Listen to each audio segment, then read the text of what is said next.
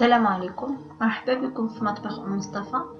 كنتمنى الوصفات ديالي تنال على الاعجاب ديالكم.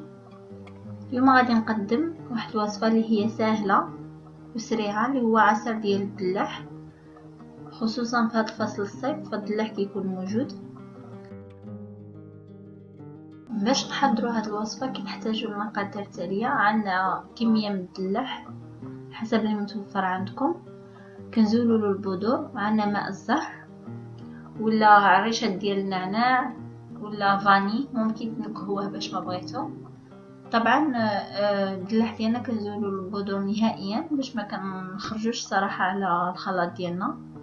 كنعملوا الدلاح في الخلاط الكهربائي. كنعملوا اذا كان عندكم كميه كبيره كنعملوا نصف الكميه، كنزيدوا عليه ماء الزهر. واذا ما كتبغيوش ماء الزهر ممكن تعملوا غير شويه ديال الماء باش كيسهل عليكم انكم تطحنوه. ومن بعد كتعملوا معاه اي منسم اللي بغيتو. انا هنايا عملت ماء الزهر وعملت حتى هاد الخميشه ديال مزهر، وعملت مره اخرى عاود عملت حتى ديال النعناع. وصراحه ديال النعناع جات لذيذه بزاف، جا فيها المذاق. من بعد كنعملو كلشي وكنطحنوه. ملي كنطحنوه كنصفيوه، ساعات ملي كنصفيوه كنخلي واحد الكميه ديال العصير وكنضيفو عليه الكميه اللي بقات لنا ديال الدلاح، وكنطحنوه مره اخرى طحنه ثانيه وتا هو كذلك كنصفيوه. ساعتي في الاخر كنحصلوا على هذا الخليط هذا ديال العصير ديال الدلاح. من بعد كنكبوه في الاناء وكندخلوه للثلاجه يبرد مزيان. كل ما برد كل ما كيجي لذيذ وبالصحه والراحه.